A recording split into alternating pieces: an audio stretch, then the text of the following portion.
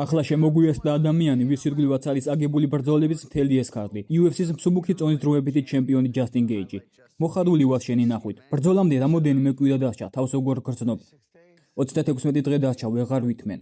ყოველ ჯერზე როცა ჩხუბობ, ამერიკის დროშა ყოველთვის ამაყად ფრიალებს. ფიქრობ, უამრავი ამერიკელისთვის და საერთოდ მსოფლიოში ნებისმიერი ფანისთვის, თუ კი ვინმე ერთი ამერიკელი უნდა ყოფილიყო ამ ქარდზე წარმომადგენელი, ეს სწორედ შენი ყავი.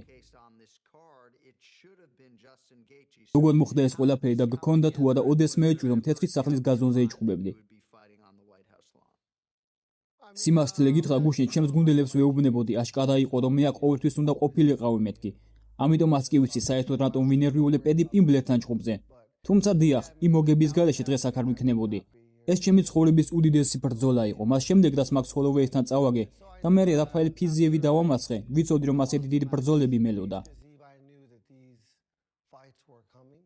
მეგონა თოფურიასთან ბრძოლა იანვარში იქნებოდა და მეგონა რომ თეთრი სახლის ქარზე ტიტულს მაქს ჰოლოვეის ან ჩარლზ ოლივეირას წინააღმდეგ დავიცავდი.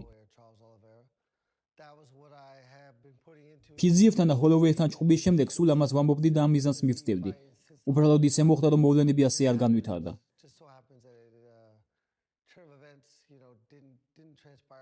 სამაგიეროდ იანვარში პედი პიმბლეტი მივიღე დროებითი ჩემპიონობისთვის და ამან საბოლოოდ გაამყარა ის ფაქტი, რომ მე აქ ვიქნებოდი და ამ ივენტზე გამოვიდოდი.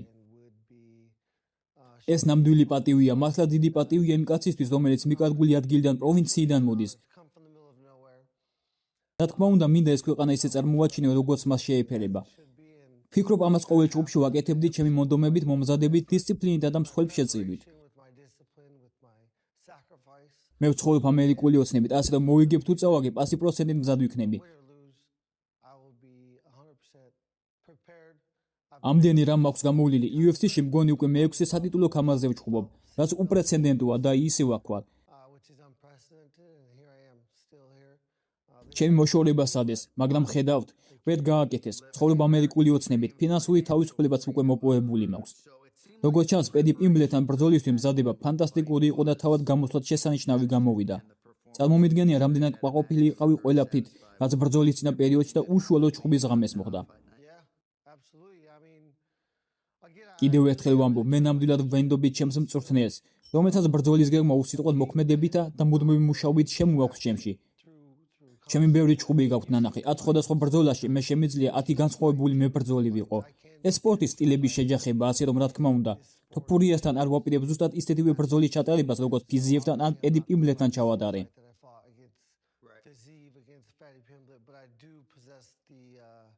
მე მაქვს უნარები, რომ 10 სხვადასხვა სტილში ვიჩხუბო. ეს არის ძალიან სპეციფიკური და კონკრეტული ბრძოლა. აქ აქცენტი უფრო ბოქსზე იქნება.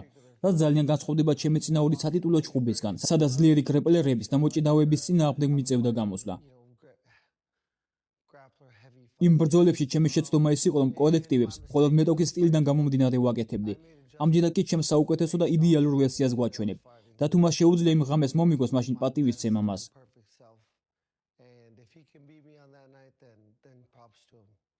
საინტერესოა შენი კოლეგების აზრის მოსმენა ილია თოფურიაზე. ზოგი ფიქრობს, რომ ის ყველა დროის საუკეთესო MMA სპორტსმენი გახდება.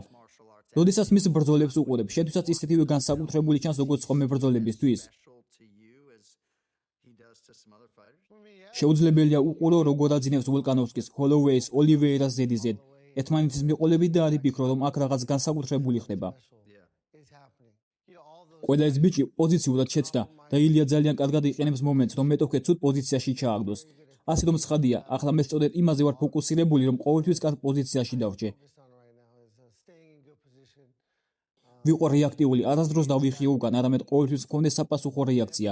იდეალურ ბრძოლას ჩავატარებ და ნამდვილ რაკეტებს ვისვრე.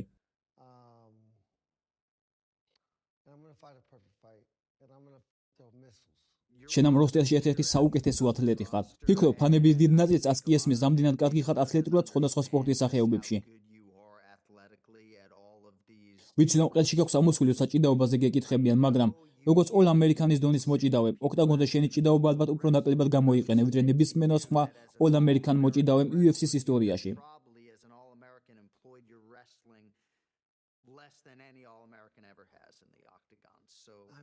ვერ დაგეთანხმები და შემეძლია ამაზე ბოლომდე გედავო.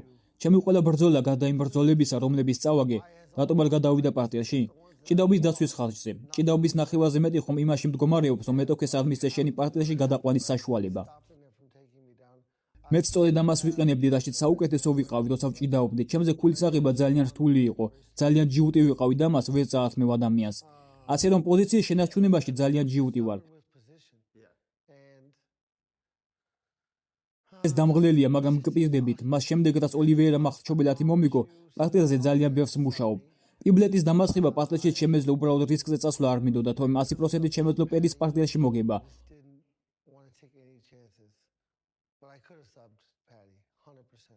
ჯორჯ სენ-პიერი ჯერ კიდევ UFC-ში რომ იყოს და მისთვის ეთქვა, ტიტული თეთრ სახლში უნდა დაიცვა, ოღონდ ჩხუბი გარე დღეა სივრცეში იქნებაო, არ ვარ დარწმუნებულიო მაშინ მყოფ მებრძოლს ეს ვარიანტი მიეყო. ალბათ ინერვიულებ და უამრავ გაუთვალისწინებელ ფაქტორზე, რაც გარეთ ჩხუბს ახლავს. აქ ხომ უამრავი ფაქტორია.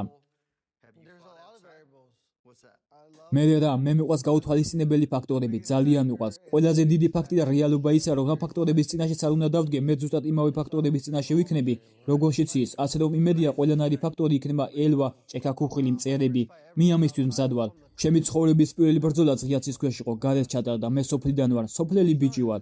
ასე რომ თუ ეს ბრძოლა მიწაში იქნება, არა უშავს, მე მიწაში დავიწყე და თუ მიწაში დასრულდება, ამის საწინააღმდეგოც არაფერი მაქვს. მაღარველი სიცხლი მაქვს, ხომ გესმის? გქონდა შესაძლებლობა ყოფილიყავი ოვალურ კაბინეტში და გარკვეული დრო გაგეტარებინა პრეზიდენტ ტრამპთან.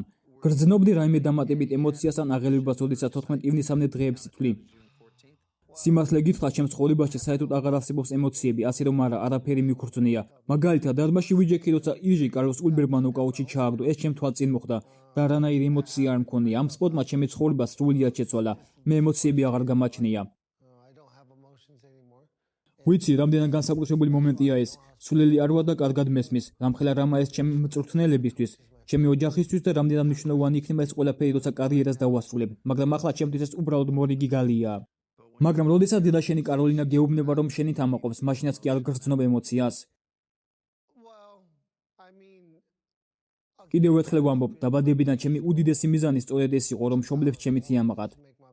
მათ ყველაფერი გაიღეს მსხვერპლად, თავად იყვნენ მაგალითი და აბსოლუტურად იმსახურებდნენ, რომ თავიანთი შვილებით იამაყონ. ჩემი ძმა, დადა ზუსტად ისევე წარმატებულები არიან, როგორც მე. საოცარი მშობლები მყავს. ჩემი და მთელი დღე მუშაობს, ჩემი ძმა კი ყოველ დღე თავის 4 ქალიშვილს წარსჩენს და ზრუნავს მათზე.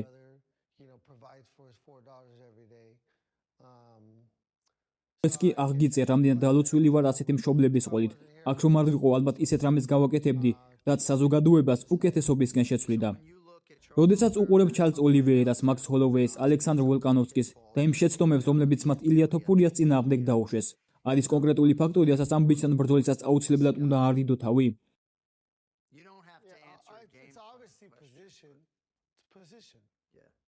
როგორც ადრე ვთქვი, მათ პოზიციურად წააგეს, უკან დაიხიეს და ქუსლებზე დადგნენ.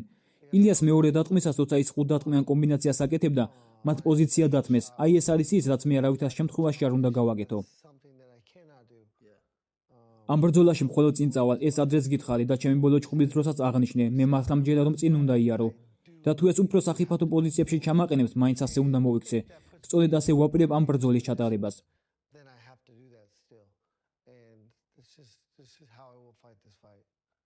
ზოგი ამბობს, რომ ადამიანის ყველაზე ელემენტარული მოთხოვნილება დაფასების გრძნობაა. არ ვარ დარწმუნებული, რომ რომელიმე სხვა სპორტსმენი იღებდეს ფანებისგან იმდენ სიყვარულსა და თავყანისცემას, რამდენსაც შენ. ვიცი, რომ პრომოუშენის მხრიდან ხანდახან შეიძლება ვერ გრძნობდი ამ სიყვარულს, მაგრამ მთლიანობაში რას ფიქრობ? ხშირად როცა ამ კითხვებს მისვამენ, ბრძოლის თარიღთან ძალიან ახლოს ვარ ხოლმე. ხოლო როცა ჩხუბი ახლოვდება, ძალიან ჭირვეული, გაღიზიანებული და ფეთქებადი ვხდები. ასე რომ ეგ ალბათ არ არის ჩემი მდგომარეობის სამართლიანი შეფასება.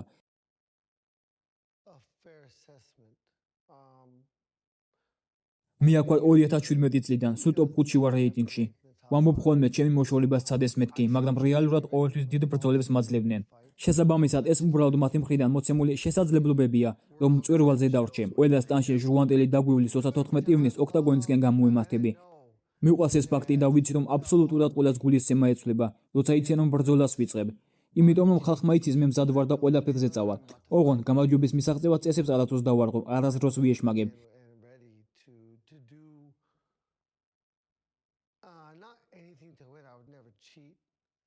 ჩემი დისციპლინა და მსხვერპლი ისე მამზადებს, როგორც ადამიანს შეუძლია მაქსიმალურად მოემზადოს. ჩემი მზაობა კი შევიდე პირდაპირ ცეცხლში დასაფასებელია.